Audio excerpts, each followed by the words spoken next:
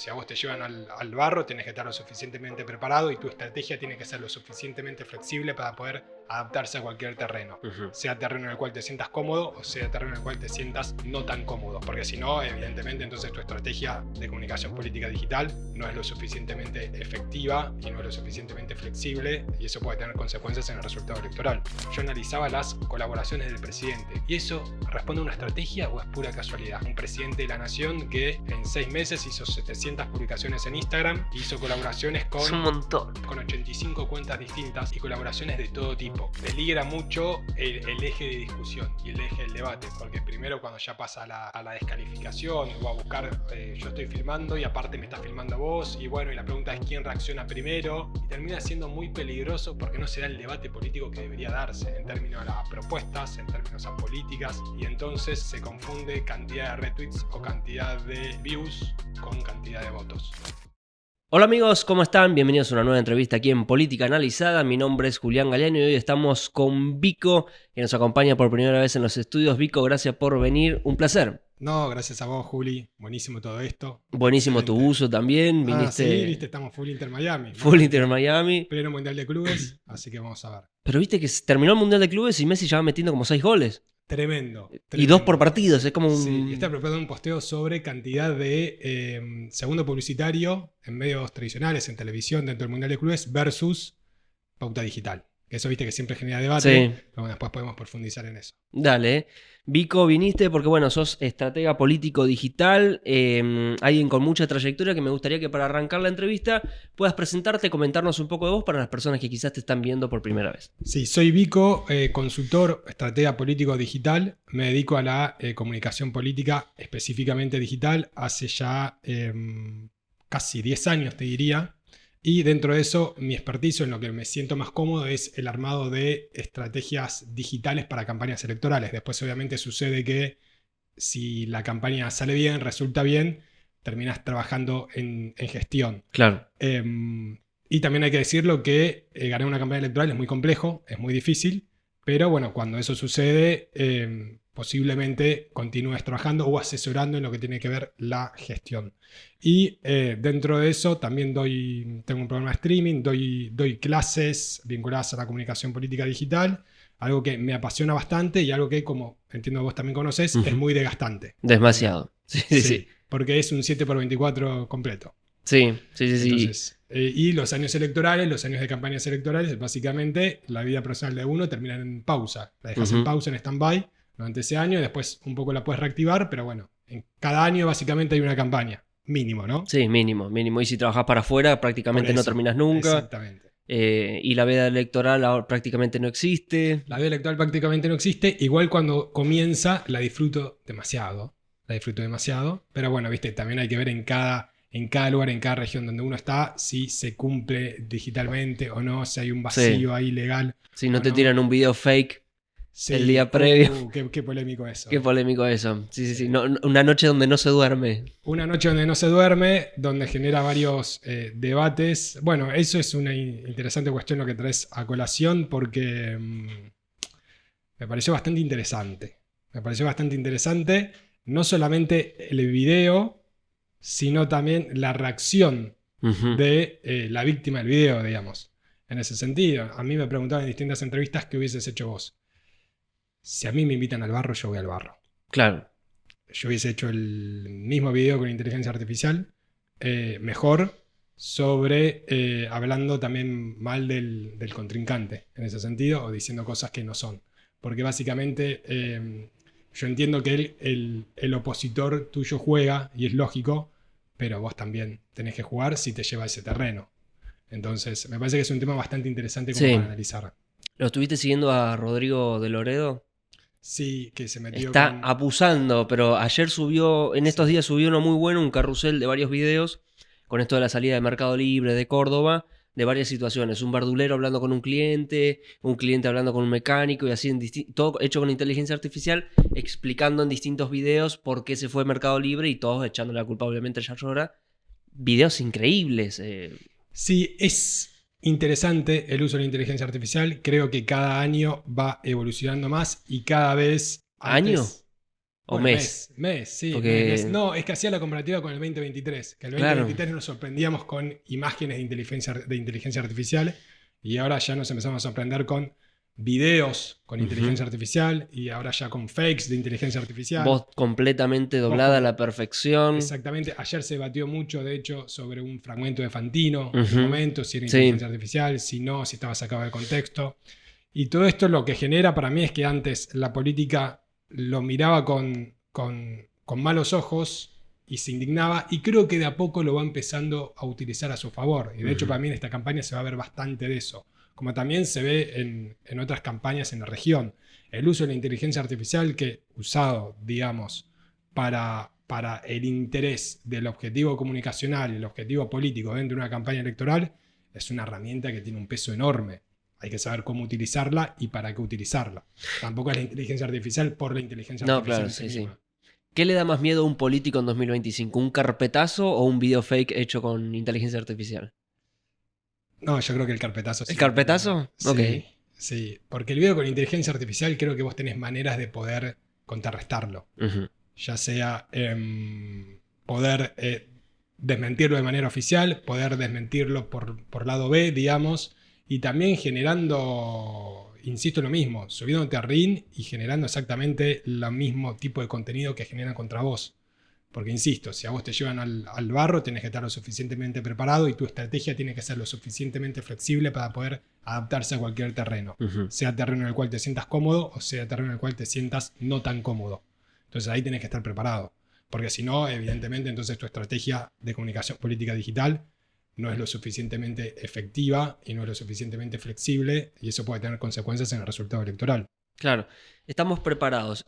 Cuando armamos un equipo de campaña, pensamos en mucha gente, pero vamos a centrarnos en el equipo de comunicación. Sí. Pensamos en redactores, pensamos en periodistas, pensamos en filmmakers, camarógrafos, editores. ¿Se tiene que sumar ahora un productor de video hecho con inteligencia artificial que pueda estar a disposición y listo para estas cosas? Sí, 100%. Para mí tiene que formar parte de un equipo. ¿Ya tiene título eso? ¿Ya se habla en alguna agencia? ¿Lo has hablado? Título ahora, si querés. Sí. Título ahora, pero es básicamente un especialista en inteligencia artificial. Productor IA, claro. Sí, que sea capaz de producir desde memes hasta producir videos que sean no solamente para el lado B, sino para el lado A, muchas veces útil para poder contar ciertos... Explícanos, perdón, la diferencia entre el lado B y el lado A para... El lado A tiene que ver con las cuentas oficiales del candidato y del partido político del candidato. Y el lado B tiene que ver con cuentas que están por abajo, digamos, que sirven para instalar cierta conversación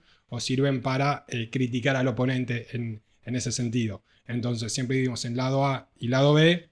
Y el lado C también lo podemos llamar como aquellas cuentas de apoyo que en realidad nunca hablan de política hasta el día previo de la elección, que dicen voy a votar a tal, por ejemplo, y son cuentas específicas por temáticas. Ejemplo, no sé, yo protejo el medio ambiente, o no sé, no el maltrato animal, que son cuentas que nunca hablan de política, pero la semana previa a la elección o el día previo a la elección dicen yo protejo el medio ambiente, vota mañana por tal persona. Entonces son cuentas que se trabajan con mucho tiempo, que tienen mucho empuje en parte orgánico y en una parte inorgánico. Son esas cuentas que el día previo a la elección empujan a determinado candidato. Pero, insisto, no están politizadas, salvo la semana previa a la elección.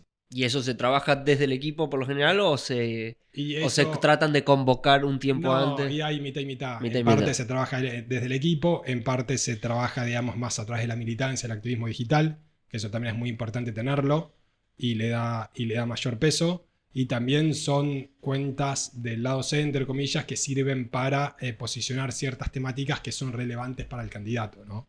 Si al candidato le gusta hablar mucho sobre determinada política, y bueno, hablemos de esa cuenta, de esa determinada política, de esa determinada propuesta, sin estar politizada 100%. Bien, exacto, perfecto. Siguiendo con eso, hace poco subiste un video donde me gustaría resaltar una frase y que nos puedas ampliar el concepto, donde decís: en redes sociales el contenido no se trata de qué decís, sino de cómo circula. Amplianos un poco esa idea. Sí, yo siempre digo que, a ver, en redes sociales es muy importante qué decir, es decir, qué quiero comunicar. La segunda pregunta que hay que responder es cómo voy a comunicar aquello que quiero comunicar, y ahí entran en juego los formatos de publicación, carrusel, reels, etc. La tercera pregunta es, ¿dónde voy a publicar eso que quiero contar? ¿En qué plataforma, básicamente? La cuarta es, ¿cuándo voy a publicar? En redes sociales el tiempo es fundamental, es decir, aprovechar el momento. No es lo mismo si yo publico algo sobre coyuntura hoy que si lo publico mañana. Y la quinta pregunta, que no muchos le dan tanta importancia, es el cuánto. ¿Cuánto funcionó mi publicación? No es que yo entro, realizo un posteo y me olvido, sino que lo analizo para poder sacar conclusiones y para poder entender si mi estrategia está alineada a la demanda de la gente o no. Porque de hecho vivimos en una sociedad en donde suceden dos cosas. La primera es que cada vez hay un mayor hartazgo de la política, de la gente contra la política. Y la segunda es que la gente cada vez demanda ser más escuchada. Y dentro de estas preguntas, para mí el cómo es muchas veces es más importante que el qué. Porque quizás vos sabés qué querés contar o hacia dónde querés ir, pero lo terminás resolviendo no de la mejor manera posible. Entonces, el cómo es fundamental. Y dentro de eso, no el cómo del formato de publicación, sino de cómo lo hago circular. Porque yo puedo generar un contenido, publico el contenido y lo puedo mandar a un montón de cuentas para que se lo viralice o para que genere el primer comentario y bueno, inclinar la balanza de la conversación a favor y todo. Pero cómo circula entre las distintas plataformas y aprovechando el caudal y las herramientas que provee cada plataforma es muy importante. De hecho, en el video que vos haces referencia, yo analizaba las colaboraciones del presidente, que me parece que es muy interesante porque es algo de lo cual nadie habla. Nadie. Absolutamente nadie. ¿Y eso responde a una estrategia o es pura casualidad? Tenemos un presidente de la nación que en 6 meses hizo 700 publicaciones en Instagram, hizo colaboraciones con... Es un montón. Hizo colaboraciones con 85 cuentas distintas y hay cientos de colaboraciones dentro de esas 700 y colaboraciones de todo tipo. Y obviamente que si uno responde de manera más técnica, se puede decir que la colaboración en la plataforma de Instagram es un recurso muy útil porque permite ampliar tu alcance orgánico y además hay una transferencia de confianza y tu contenido se visibiliza al doble. Perfecto, todo lo técnico. Pues después hay algo estratégico o no. Yo creo que también en parte sí, porque responde de alguna manera a inundar más el scroll de diferentes personas a través de un mismo contenido. Y eso es más que interesante. Porque también empieza la lógica de los replicadores digitales, que tanto ruido y conversación generaron en 2023, campaña electoral, y también generan ahora en plena gestión. Bien, o sea que es un rol fundamental esto de los replicadores digitales, los microinfluencers, el trabajo colaborativo básicamente, que el político no piense en hablo en mi cuenta y se acabó. No, es que es muy importante abrir la cuenta, pero después tiene que haber un ejercicio de cómo puedo replicar el contenido que estoy generando orgánicamente y también obviamente la pauta es importante. Recordemos que hoy el alcance orgánico, si nosotros administramos una cuenta de Instagram con 1000 seguidores, cuando publicamos un contenido, orgánicamente no es que lo ven las 1000 personas que nos siguen. Lo ven un promedio entre el 2 y el 5% como mucho. ¿Cuál sería que estaría dentro de esa franja? Y las personas que más interactúan con nosotros, que más ven nuestro contenido, y ya sea que más interactúan dejando un comentario, poniendo un like o por mensaje privado dentro de Instagram, ¿no? Si queremos superar esa barrera del 5% orgánico, tenemos dos opciones. La primera es poner pauta es decir, que el contenido pasa a ser más inorgánico, destinando un presupuesto a esa publicación. Y la segunda es tratar de ser lo más creativos posibles, lo más disruptivos posibles. Por eso muchas veces se juega con esto de el gancho inicial, ¿no? Y cada vez es más extraño o más bizarro el gancho inicial. Pero después, dentro de esa lógica, también necesitas replicadores que permitan multiplicar tu mensaje a través del alcance orgánico. Sobre todo en un contexto donde la gente, vuelve a lo mismo, está cansada de los políticos. Y si mi contenido es brutalmente político y estoy cometiendo un error. Por eso, los que hacemos estrategia política digital, tenemos el desafío de cómo administramos una cuenta política y generamos contenido sin ser políticos. Entonces es muy extraño. Sí.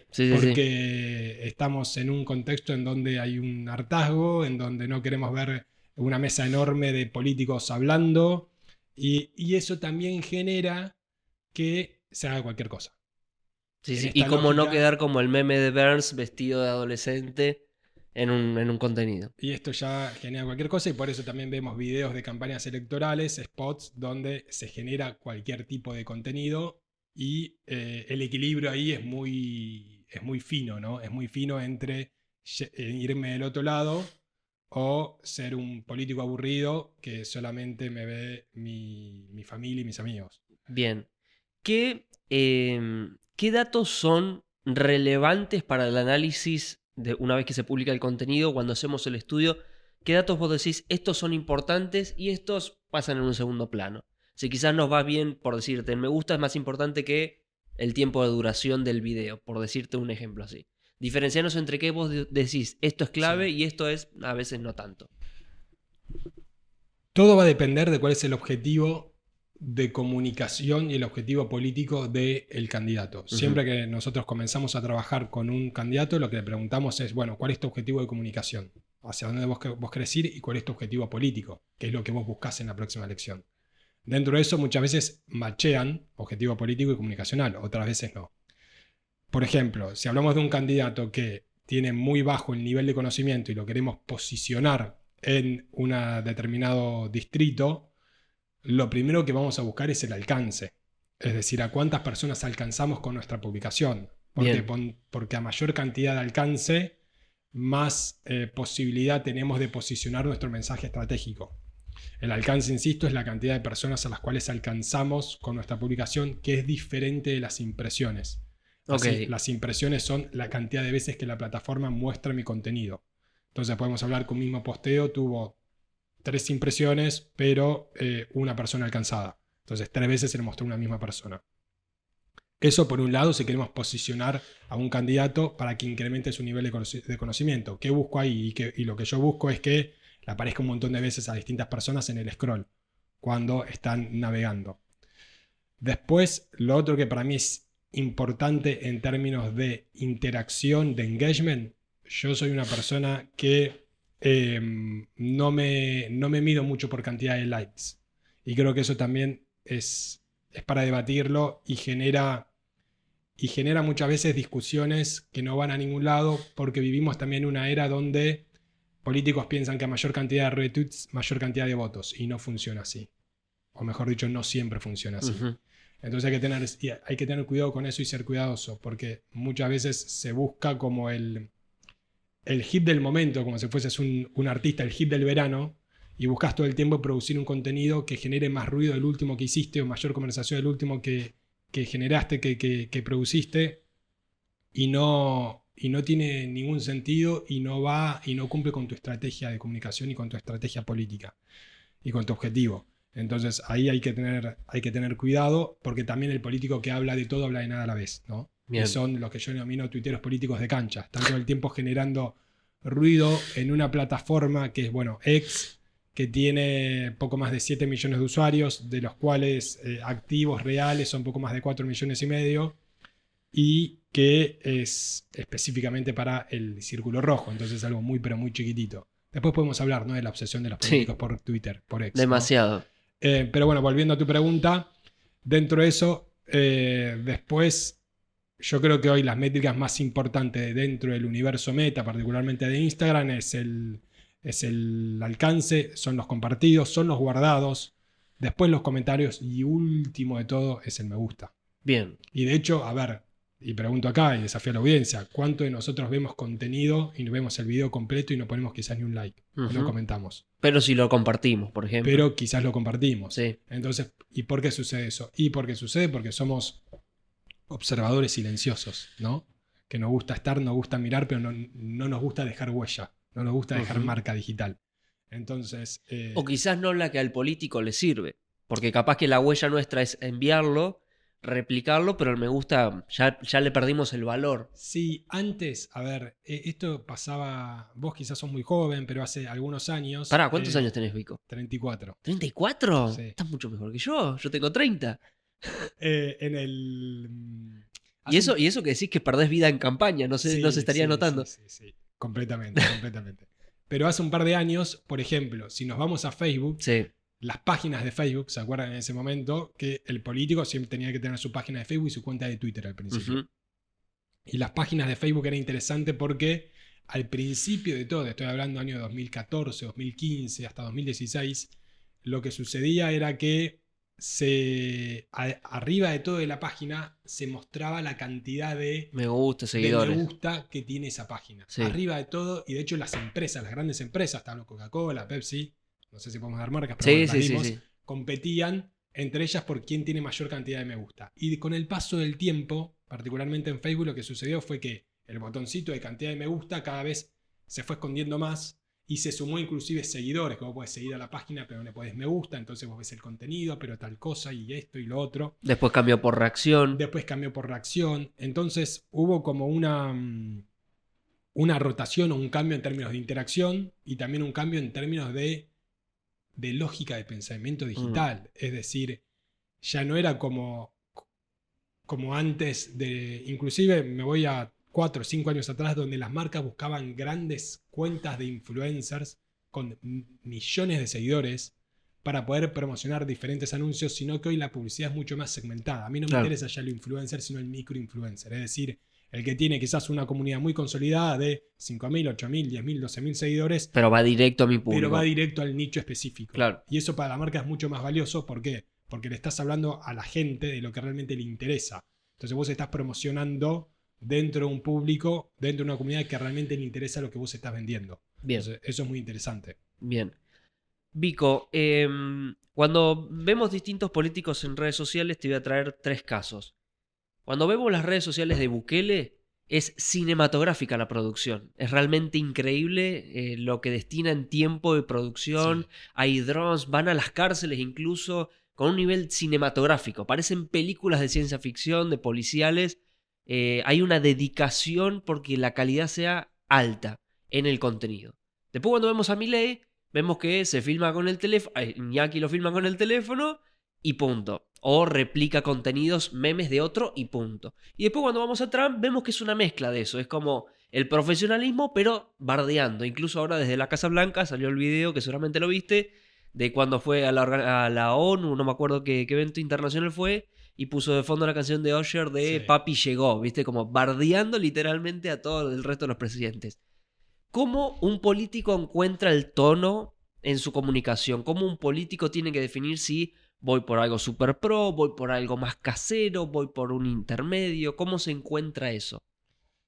A ver, en primer lugar tiene que ver por el perfil del político y también por la demanda de la gente. Entonces, yo no puedo hacer a un político que de acuerdo al perfil que tiene, no sé, un candidato de 70 años, por así decirlo, que hable como un pibe de 20 años. Claro. Porque eso es forzado. Y lo hemos visto en el 23. Y no quiero dar nombres, pero lo hemos visto mucho. Entonces, eso es muy forzado y se cae el discurso, se cae el relato. Porque la gente no come vidrio. Entonces, entender cuál es el perfil del político y entender qué busca la gente. Qué busca la gente en redes sociales, cuál es la demanda de la sociedad. Y vos eso hay que unirlo y en base a eso tenemos que ir edificando la estrategia. Bukele claramente responde a una política fuerte de lucha contra el narcotráfico, de lucha contra la inseguridad.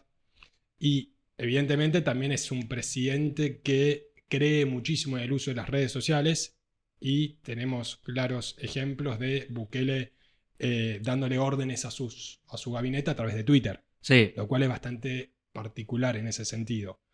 Y nos sorprendió bastante. Antes, ahora creo que lo podemos entender un poco más. Después tenemos el caso de Javier Milei, donde Javier Milei no es la lógica de videos ultra, super, mega, recontra producidos y super profesionales, sino que responde a su estrategia de ser mucho más genuino, mucho más cercano. Podemos decir que es una cercanía no profesionalizada con respecto a quizás Alberto Fernández, Mauricio Macri o Cristina Kirchner, y que también responde a la demanda de la gente. ¿Por qué vuelvo a lo mismo y por qué para mí es tan importante esto? Porque la demanda de la gente tiene que ver con qué está buscando en ese momento y qué quiere en ese momento. Y si la gente votó a Milei y sacó más de 50%, no recuerdo el número exacto. 56. 55% en el balotaje, evidentemente responde a una lógica comunicacional que es directamente subir un contenido, hacer captura de pantalla de Twitter y publicar en Instagram, Claro. o hacer 80 o hacer cientos de colaboraciones, o generar imágenes con inteligencia artificial, que eso responden a la cuenta personal del presidente, que la sigue utilizando como cuando era candidato, como cuando era panelista de economía en distintos programas de televisión. Después podemos analizar las otras aristas dentro de la estrategia de comunicación oficialista del gobierno, que ya responden de manera más institucional. Tenés cuentas como Oficina del Presidente de la República Argentina, como Casa Rosada, o también hasta inclusive un poco más profesionalizado la cuenta propia del partido del presidente, que es La Libertad Avanza.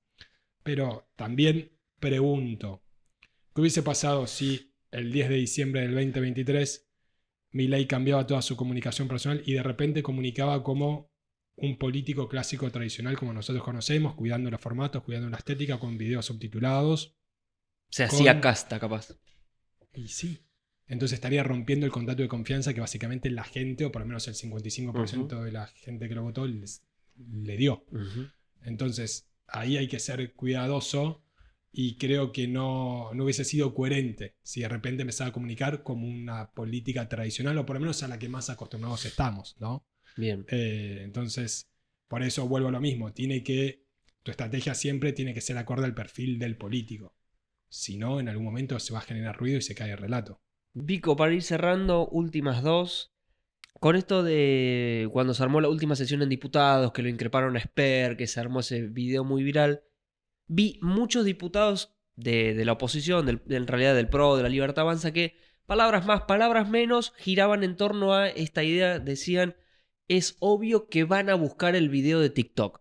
Como cuando criticaban esos ataques que recibió Esper, vi a muchos diputados como decir lo mismo, es muy obvio que van a hablar para la Cámara. Que moró con esto de el culo, que esto, que lo otro, como que muchos argumentaban que los discursos están pensados para los clips. ¿Qué pensás al respecto de eso? Creo que es muy peligroso, porque cada vez se deja más de lado la profundidad del discurso, o realmente el qué quiero decir, porque priorizo el cómo o el cuánto, ¿no? Y eso es muy peligroso porque se peligra mucho el eje de discusión y el eje del debate, porque primero cuando ya pasa a la descalificación o a buscar, yo estoy filmando y aparte me estás filmando vos, y bueno, y la pregunta es quién reacciona primero, ya sea de manera más agresión verbal o agresión física, y termina siendo muy peligroso porque no se da el debate político que debería darse en términos a propuestas, en términos a políticas y demás. Y entonces vuelve a la confusión de que se confunde cantidad de retweets o cantidad de views con cantidad de votos. Entonces hay que tener cuidado con eso y no tiene que primar el vale todo por sí todo, básicamente. Entonces ahí hay que ser cuidadoso y hay que saber cuándo buscamos el video viral y cuándo buscamos subirnos a alguna tendencia. Y cuando tenemos que dar discusiones en serio que realmente responden a la demanda de la sociedad y que realmente tenemos que defender una propuesta política o defender una iniciativa que estamos generando, que se está generando en la Cámara de Diputados, en la Cámara de Senadores, creo que hay que entender de formas, ¿no? Bien. Y de lugares y de contexto. Y por último, ¿se puede comunicar sin polarizar cuando al algoritmo le encanta la polarización? ¿La segmentación, el alimentar los gustos personales de cada uno? Sí, se puede comunicar sin polarizar, pero quizás no generas la conversación que vos estás buscando y no generas ese ruido que vos estás buscando. Y eso puede ser que en términos de engagement no seas muy relevante, sobre todo en un contexto en donde los algoritmos priorizan las posturas extremas. Y dentro de eso, el carril del medio hoy pareciera ser que no genera la suficiente repercusión digital, ¿no? Siempre hablando en términos de digitales. Entonces, si es coherente con tu mensaje y con tu estrategia y quieres ir por ese carril, bienvenido sea. Vas a tener del otro lado gente que va a estar jugando de un lado y del otro lado, y vos vas a estar en el medio caminando. Hay que ver si en algún momento el péndulo vuelve hacia ese lado, no, el péndulo digital. Pero bueno, en ese sentido me parece que hay que hacer una estrategia lo más adecuada posible para estar o de un lado o del otro lado y que también no sea incoherente con tu perfil digital. Saca tu perfil de analista político y de estadista y de profesional. ¿Estamos condenados a la polarización por todo lo que ves? Yo creo que vivimos en una era de la polarización. Y dentro de esa era de la polarización responde a una demanda, a un contexto y también a una oferta electoral. Y dentro de esa era de la polarización en la cual vivimos, la pregunta es no de qué lado vamos a estar, sino más bien qué lado termina generando mayor conversación digital. Porque a mayor conversación digital, a mayor engagement, a mayor interacción, también mayor viralización y mayor posibilidad de plantar mi discurso estratégico, mi narrativa estratégica. Entonces eso es muy interesante y creo que es algo que se va a ver mucho en las próximas campañas electorales. Bien. Gracias, Pico, por venir, No, por gracias a pasar. vos. Para quienes te están viendo, comentanos un poco cómo te podemos seguir, encontrar y estar al tanto de todas las novedades que subas. Sí, me pueden seguir en Instagram, @Vico, B-I-C-O, y también tenemos un programa de streaming que se llama Me Están Operando, particular nombre, que sale todos los lunes, salimos en vivo de 20 horas a 21:30 horas por No Seas Neutral, canal de streaming. Bien, ¿y clases estás dando Y actualmente? estoy dando clases que me convocan por universidades. Ahora voy a estar particularmente en un curso de gobiernos locales en la UCA, en un posgrado de comunicación política en la UCA. También estamos ahí como viendo a qué curso, cuándo largamos el curso de especialista en cuentas políticas en Lobby Escuela, que también es una escuela de comunicación política digital. Y hay en varios lugares que van surgiendo, que ahora no me acuerdo, así que Síganme está ahí. muy mal. Síganme en Instagram que ahí van a tener todas las novedades. Por último, ¿me verificás la cuenta de Instagram? Bueno, muchas gracias. Nos vemos en el próximo episodio. No hay nada más odioso que eso, ¿no? Es la pregunta Sí, más odiosa que... sí, Déjalo en no. claro para si ya te sirve. No verifico. No verifico cuentas de Instagram y eso ya... Te llega muy seguido porque yo veo en tus historias como que te quejas bastante seguido de eso. No sé si... Sí, hubo un momento que realmente lo hablaba en terapia. ¿En serio? Sí, no lo hablaba en terapia, pero que era bastante complejo. Después, viste que cada vez fue mermando, pero cada tanto cae un colgado que me dice: hola Vico, ¿cómo estás? Che, me pasó tu contacto tal, ¿me das una mano para...? Y yo le mando tipo el meme de como cualquiera. Sí. Sí, muy raro. O anda el de anda para allá vos. Sí, sí. Anda caminando, nadie te detiene también. Andar, sí. Pero no, eso es... No. Me pone muy mal humor. Así que terminamos la nota acá. Terminamos mejor. la nota acá. Sí. Es como el médico que va a una casa y le pregunta, ¿qué estamos? Mi hijo tiene gripe, ¿qué Sí, le decís? o también pasa mucho haciendo esta catarsis. De hecho, yo tengo un canal de WhatsApp que se llama Honestidad Brutal, donde hago mucho de esta catarsis. Cuando vas, porque te dedicas a vos te voy a pasar, Sí. te dedicas a comunicación digital y es como, ¿sabés que me pasó esto en el teléfono? ¿Me podés arreglar la computadora que no prende? Es tremendo. Pero, no sé, como, qué sé yo, no tengo ni idea. ¿Me haces el logo? Había una época que era eso. Che, ¿cómo puedo hacer el logo? ¿Viste? Sí, o tipo multitasking. Sí. Porque vos sos... Página web, ¿sabes? ¿Viste? Haces comunicación digital y tenés que saber Claro. absolutamente de todo. Y es como, no sé si sé de todo, no sé de todo. Sí. Pero como que tenés que solucionar absolutamente todo. Y con eso convivimos. Y creo que también es importante dejar la enseñanza de que en comunicación política digital también hay mucho trabajo de educar al cliente. Eso me parece que inclusive me lleva más del 70-75% del tiempo, que es hacerle entender al cliente de cómo funcionan las métricas, de cuándo una métrica es interesante y cuándo no, de por qué generamos cierto tipo de contenido, de por qué le pedimos generar cierto tipo de contenido, de a qué le prestamos atención, a qué no, por qué es tanto más conveniente pautar en medios digitales y no en redes sociales y no en medios tradicionales. Todo ese tipo de cuestiones que es un trabajo más educativo, te diría que me lleva más del 80% del tiempo todos los días. Todos los Y es días. lo que más desgastante es. Bien, perfecto. Gracias por venir, Rico. No, Un gracias placer. a vos. Hasta luego. Gracias a vos por estar ahí del otro lado. Recordad de suscribirte, de activar la campanita si te llegan las notificaciones cada vez que subimos un nuevo video. Y nos vemos en la próxima entrevista aquí en Política Analizada.